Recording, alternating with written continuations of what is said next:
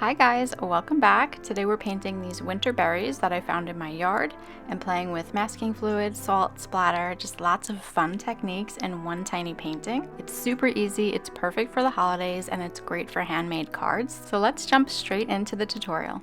I just want to quickly note that I did film this vertically on my phone, so I've rotated the footage to fit the screen here, so apologies if the angle feels a little bit funny. I'm working on a small piece of 3x4 arches cold pressed watercolor paper that I've taped down, and I'm starting by lightly sketching out my berries. So I began with a long thin branch, and you just let the smaller branches come off of that, and then those split again into little stems that will hold the berries. I'm not being super exact here. I'm keeping the berries in loose little groups, leaving some space and allowing a bit of overlap. And this is going to help create some depth because the berries sit all the way around the branch, not just on one flat plane. So this is just going to help give the cluster a more rounded and dimensional feel. As for the berries, they're all pretty much the same shape. They're this circular round shape. Some are a little bit smaller, some a little larger. You can make yours a little bit more oval if you'd like, but they all have this little tip on the top of them. And I'm just going to keep on building out my branch and adding in the berries, changing them if I want them a little bit differently. And then we've got these little pieces also that don't have berries on them, so these little sprigs with little circles on the tips. So we're just adding those in as sort of like filler elements, some behind the branch, some in front, leaving a little space in there so it's not too crowded. But we're just going to continue this until we're happy with our composition, and then we are ready to move on to masking our berries. So now that my sketch feels good, I'm ready to go in with my masking fluid. Since this painting is small, I'm just using the back of my paintbrush to pick up the fluid and dot it right inside of each berry shape. Sometimes you're going to need to stamp it more than once, and it's easy to pick up too much, so just go slowly and enjoy this process. But if you don't want to do it this way, you can also just use a brush. I just found that this to be a little bit more quicker, and this brush is also a little bit flat, so it works really well. But yeah, this seems to be the quickest, easiest way to fill in circle shapes. And then I'm picking up some of that extra there, and I wanted to also add a few that will sit in the background so they feel a little softer and maybe out of focus. And some of them are a little bit small, some are large, some will be further away, but it's going to be fun for that atmospheric feel. Now, once the masking fluid is completely dry, I move on to the background. So we're going to be working wet into wet. So I wet that paper completely, and then I'm starting to drop in some Manganese Blue. I absolutely love this color. It's soft and wintry and perfect for this piece. But you can feel free to use any color that you like. Payne's Gray, Indigo, or Ultramarine would work beautifully as well. I'm not trying to make the background one solid color. I want lighter areas and darker areas, especially around the berries. So when we lift that masking fluid, there's a really nice contrast. So I usually focus the deeper color right around the berry shapes. And I will continue to build up this first layer until I'm happy with how it looks, because this is going to be our background. So I want it to be exactly how I want it. So as it slowly dries as we're working, I'm just going to keep on dropping in darker color, sort of flicking it and having fun with this. It doesn't need to be perfect flat. We want some texture in there. We want some of those really pretty granulating blooms. Maybe I want my corners to be a little bit darker, and like we can splatter in some paint as well for some variation. So yeah, this is the really fun experimentation part in watercolor. So at this stage, I am working pretty quickly because I want the paint to stay wet, because the salt needs moisture to react with, and that's what creates those really pretty snowy crystallized effect. So once you're happy with the background, it's best to move right into this step next. I'm using Epsom salt here, but feel free to experiment with whatever salt you have. I really just like the texture that this one creates. Certain paint colors don't react the same, so experiment. I'm also splattering in some plain water, which will create really cool natural blooms as well. And while I'm splattering away, I thought I'd also try splattering a bit of the Dr. Martens bleed proof white ink into the wet paint and just see how it behaves. And you can already tell it creates these really fun crystallized shapes as it blooms out into the blue paint. Have this, don't worry, you can use white gouache here, just mix it with enough water so that it splatters easily. Now we have to let this layer dry completely. This part is important because if you remove the salt while it's still damp, it will smear and muddy up the paint. So once everything is fully dry, I gently wipe away the salt and lift the masking fluid with a paper towel, and then you're going to start to see those crisp white berries pop through. And this part is obviously the most satisfying part of the whole painting. Now it's definitely going to leave a little bit of a mess, but once that's all cleaned up, then we're going to grab our very thin liner brush. This is a Paint Crush 000, and I'm going to start painting in the branches. So I am using a mix of burnt umber and sap green. Some areas of the branch lean more green and some more brown. And adding in that little bit of variation, it keeps the branches from feeling flat, and it gives you a bit more of a realistic, natural looking branch. So we're just going to connect each berry back to the branch, and I'm also adding in a few tiny stems that don't connect to berries, just those little lines with the dots on top to keep everything just feeling natural. And I could still see the branches through this paint, so it's not fully opaque. We can still see our branches, but if you do go over them, you could just sort of sketch them out again on top if you need and go back in and create your lines. But I could still see mine through, and this one's going to overlap on top, so that looks a little bit behind, and we're just going to keep doing that until every berry has a branch. So I picked up a little bit too much water on my brush here, and you can see that that's a little bit too thick, and it's not sharp, it's kind of pooling a bit. So we're just going to blot that while it's still wet, and we'll come back to that once it dries and make it a little bit sharper. But if you make a mistake, it's okay. Keep going. And then we're just going to repeat this process until all the berries have a stem.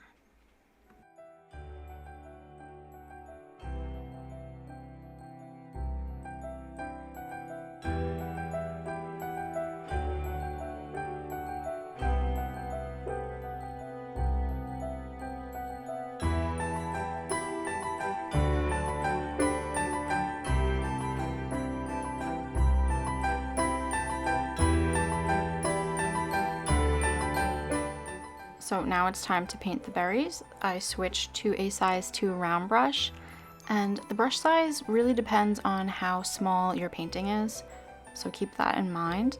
But I'm using a cadmium red and cadmium red deep, and sometimes I'm just mixing in a touch of ultramarine violet to deepen it up. You don't have to do that. Adding the ultramarine helps create some soft natural shadows without that red getting too muddy, and it gives the berries a little bit more depth, but we can also use that in the glazing process as well. So I'm starting with light layers, especially on the background berries, and then I'm slowly building up color as things dry. And if you notice, I am leaving a bit of negative space for the shine. Now you can always fill them in completely and then add your highlights later on top with some white gouache or some of that bleed-proof white ink. There are lots of ways to approach this. You can even mask out the shine, go in again with your masking fluid and put some little shine lines on there and then paint over it with red. But it's up to you. And if you have too much paint, just slowly lift it up. Now here is a spot where I've mixed up some ultramarine with that red, and it gives it this purpley dark sort of shadowy hue. So you can do it this way, you can mix it, or again, like I already said, you can go back in after, once it's dry, and add in those shadows with that mixture. But we're just going to keep on doing this until we have filled in all of our berries and just vary it up. Some might have shine, some you can leave the shine out and fill in later. Have some berries darker, some lighter. You can always make the lighter ones darker if you don't like it. So just have fun with this.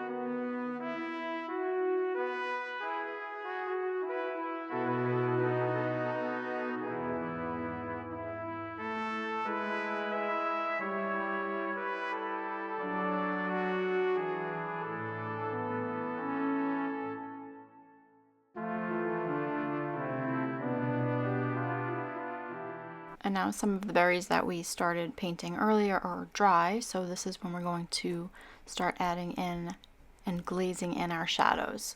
So I'm using a darker red mixture here, and then some of them I will add in a mix of ultramarine with that red. And you can slightly see the difference.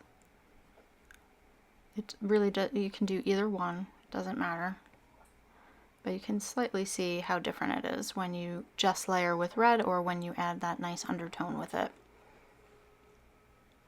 But we're just gonna do this to all the berries, let that dry, and then we'll move on to the next step.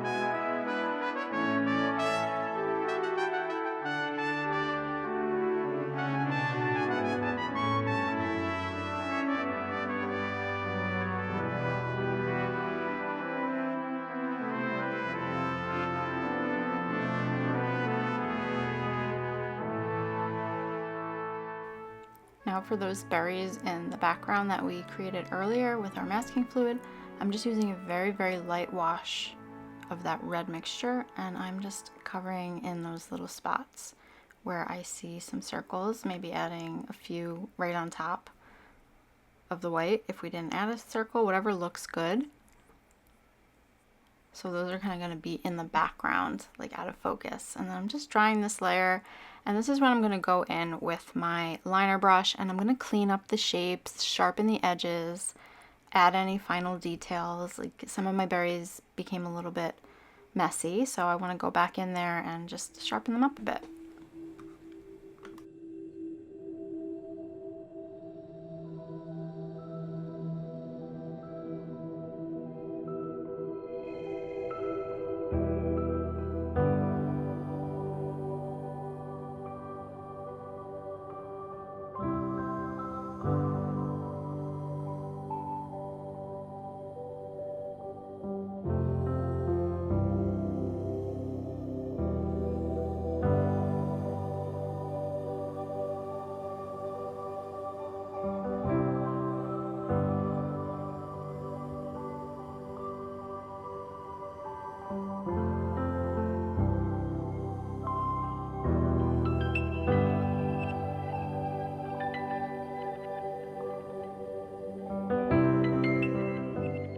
I'm also going to go in and define some of my branches, make them stand out a little bit more, or add in some more connecting branches or background filler branches, because some of them are a little bit wonky, some of them kind of got a little lost. So I want to just do that with my same liner brush and the same colors that we used earlier.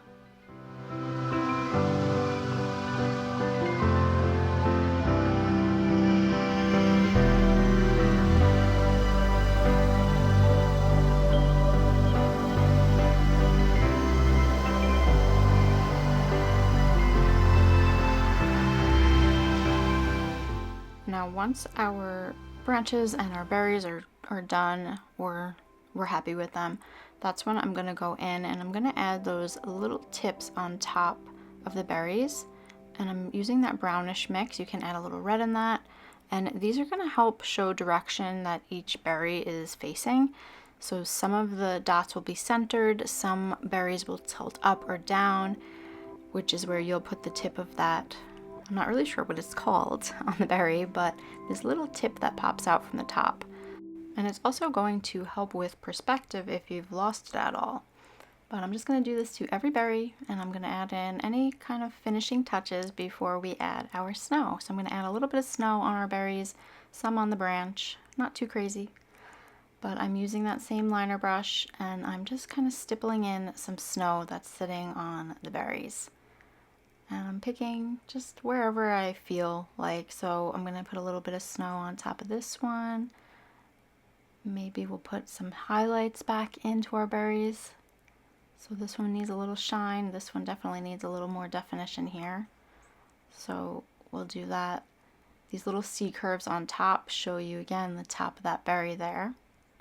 Stippling on some snow here on the branch. Ever so lightly. We don't want it to be overpowering. I'm just going to do it until I'm happy with how it looks. This one needs a little definition. If it's gotten too dark, you're going to add a little bit more highlight in there. This is going to show that this berry is sort of in the front. Again, I'm kind of just defining anything that looks a little, out of place or needs a little bit more definition before I do this, which is splatter that snow right on top. Again, I'm doing very lightly. I'm not going too crazy. I just want that very light snow, very atmospheric. And then I am going into that background and sort of putting these very faint branches connecting to some of those berries there. This is optional, but I figured they're just kind of floating in space. And I'm also going to use that white, and I'm going to paint some branches as well with the white. So some of those branches in the background. Right here gives a nice like icy effect, and I really love this. I love the way that looks. So now we're just gonna remove our tape and reveal those crisp edges. And I noticed when I was looking at it, after I signed it of course, that there are still some little masking fluid in there that I didn't notice because it is blue. So I'm just sort of peeling that off and letting that stay just white little circles. And that's it. This was such a fun little painting with lots of techniques packed into one small piece. I really hope you enjoy this tutorial. Thank you so much for being here and spending your time with me. Let me know if you're going to give this one a try, and I will see you next time.